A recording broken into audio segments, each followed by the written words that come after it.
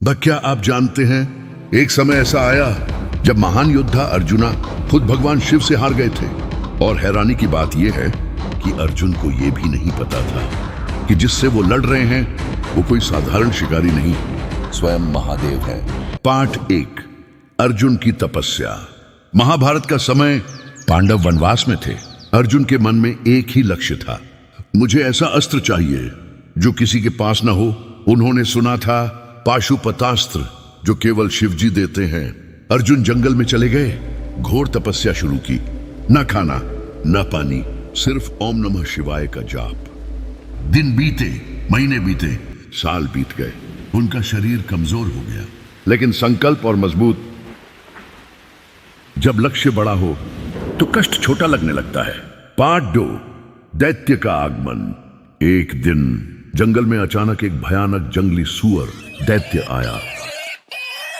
उसकी आंखों में क्रोध, शरीर पहाड़ जैसा। वो अर्जुन की तपस्या तोड़ने आया था। अर्जुन ने तुरंत धनुष उठाया और उसी समय दूसरी दिशा से एक आदिवासी शिकारी किरात भी आया। दोनों ने एक साथ तीर चलाया और सुअर गिर गया। पार्ट 3, विवाद और चुनौती। अब असली कहानी शुरू होती है। शिकारी बोला, ये शिकार मेरा है। अर्जुन बोले, नहीं, ये मेरा है। दोनों के बीच बहस, फिर बहस से युद्ध। जब अहंकार टकराता है तो युद्ध निश्चित होता है। पार्ट 4, अर्जुन वर्सेस किरात युद्ध। युद्ध शुरू हुआ।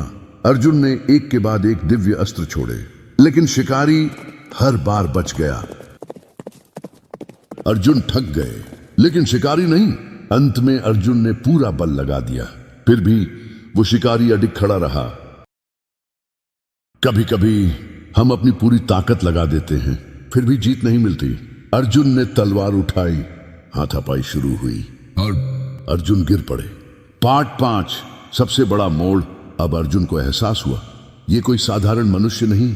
उन्होंने मिट्टी का शिवलिंग बनाया, फूल चढ़ाए, लेकिन जो फूल शिवलिंग पर चढ़ाए वो अचानक उस शिकारी के सिर पर दिखाई देने लगे।